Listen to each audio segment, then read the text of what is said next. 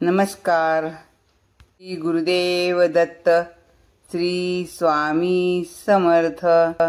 आपण सगळेजण नेहमी नरसिंहवाडी दत्त देवस्थानाला जातो, पण नरसिंहवाडी दत्त देवस्थानापासून अवघ्या 6 किलोमीटर अंतरावर असलेलं अतिशय जागृत असं देवस्थान आहे. ते म्हणजे श्री दत्त गुरु भोजन पात्र मंदिर. हे मंदिर शिरोळ येथे आहे. साक्षात श्री नरसिंह सरस्वती स्वामी महाराजांच्या हाताचा ठसा एका शिळेवर उमटलेला आहे. तेथील परिक्षेत्रात वास्तव्यात असताना श्री गुरु नरसिंह सरस्वती स्वामी महाराज हे भिक्षा मागण्यासाठी पंचक्रोशीत जात असत. तसेच एकदा ते शिरोळ या ग्रामी गंगाधर पंत कुलकर्णी यांच्या घरी भिक्षेसाठी गेले. गृहस्वामिनीने त्यांना मनोभाव नमस्कार करून त्यांचे स्वागत केले.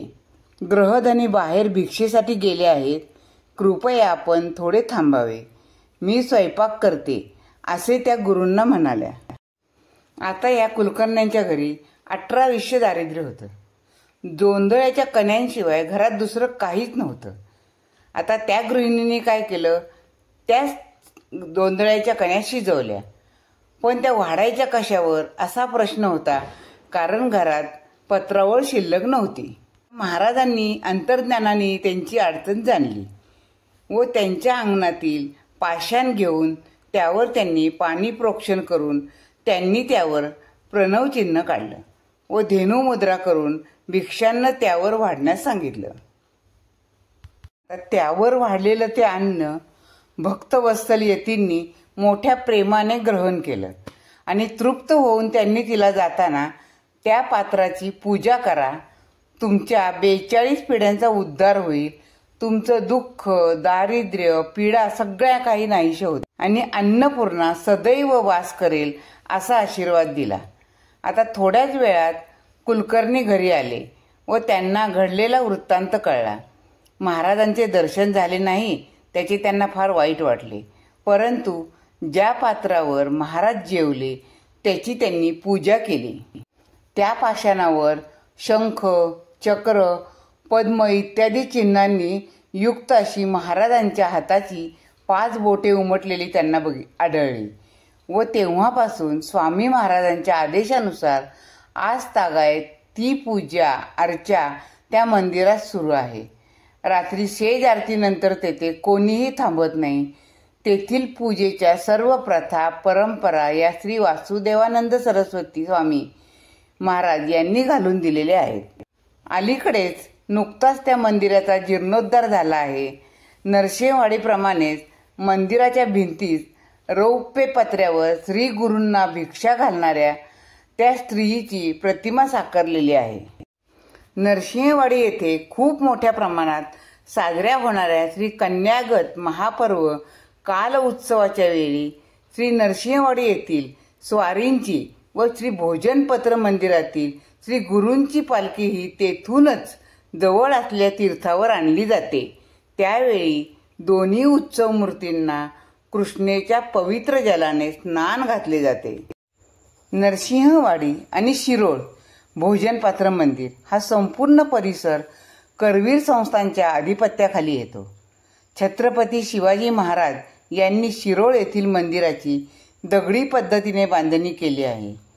मूळ मंदिर हे आतून संपूर्ण दगडी असून आजच्या काळात त्यावर सुशोभित फरशा चिकटवल्या आहेत.